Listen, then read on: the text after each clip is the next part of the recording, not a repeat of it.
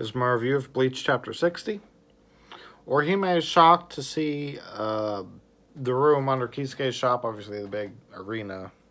She's surprised by the size of it and stuff. Tasai thanks her. Kisuke gets their attention. He creates the gate. He explains that it is the Senkaimon and explains how they can pass through it. He tells them that they could die going through it, so they need to really pay attention to what he says. The cover just shows Rukia. She's tied up in these black strands. Kisuke knocks Ichigo out of his body, and then Uryu, Chad, and Orihime are astonished by this. Kon shows up, and Uryu and Orihime are horrified by him. Then Chad grabs him and looks at him, and Kon is shocked to see him because obviously, not in the animated, but in the manga, when Kon was being chased by Orihime's friend, Chad began chasing him too. Kisuke explains that the Senkaimon only allows Konpaku to travel through it, which is basically spiritual people. So their living bodies wouldn't be able to enter the Soul Society, but Ichigo obviously would because he's a Shinigami.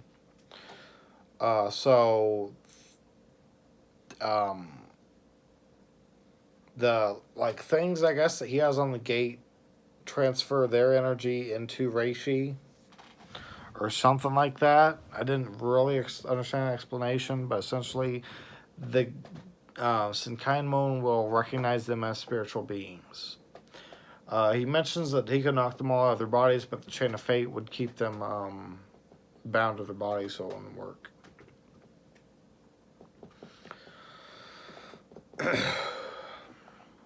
Kisuke reveals that the Senkaimon will only remain open for 4 minutes, and so they have to make it through.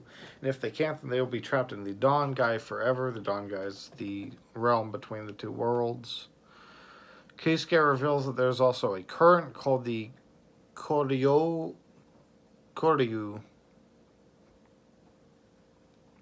And if they're caught in that, then they will likely be trapped. He says if your limbs are entangled, then you probably won't make it.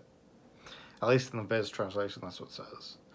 And then Yoruichi shows up and tells them that they need to keep moving. They can't hesitate. They can't turn back. Yoruichi tells Ichigo that he'll never return to this world if he fails, so Ichigo resolves to win. Kon is tied up. He wants to go on, but then Ichigo he wanted to go to the Soul Society as well to help Rukia, but he tells Kon to watch over his family.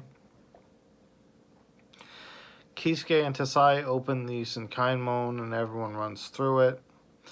As they get into the Dangai, they see that the Dangai is filled with a bunch of goo, and there's these big bones, a skeleton at the very end of it, where the other doorway is. And as they look around, Yoruichi tells them immediately to run.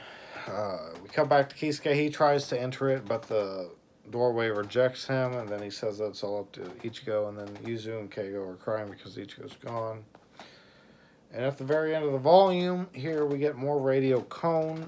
They were doing a poster of the most popular characters in Bleach. And the drawing of the top 10 looks really fucking cool. It's a really nice drawing because obviously Kubo is just a terrific artist. But for whatever reason, Mizoiro got number 9. I thought that was strange. At this point, it's hard to believe he was over Byakuya because even though Byakuya had barely done anything, he was still a cool character. And there's a lot of other characters over fucking Mizoiro you could pick. So I don't know why anybody picked for him. They gotta be some losers if that's among their favorite characters, because he does almost nothing. I mean, he's a background character even compared to Keigo. Keigo at least takes the spotlight. Mizoiro is just a supporting character. He does nothing. I don't understand how he's number 9. I would think Ishin would be number 9 over fucking Mizoiro. I don't know. As I was looking through it, I noticed that 24, which was Renji, didn't have a 24. It goes 23, and then it says Renji Obara, and then it says 25 in the person. So Renji didn't have a 24 by him, and also whoever was number 46 also didn't have a number by them. So I don't know if that's a weird superstition thing, because I do know there's some superstitious stuff in Japan, like you on elevators or something, you won't see like a 13th floor or something, because there's a superstition about it.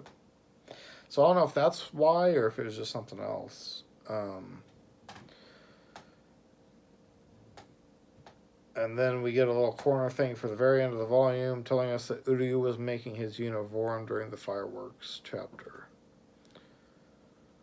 His Quincy uniform that he's wearing going to the Soul Society.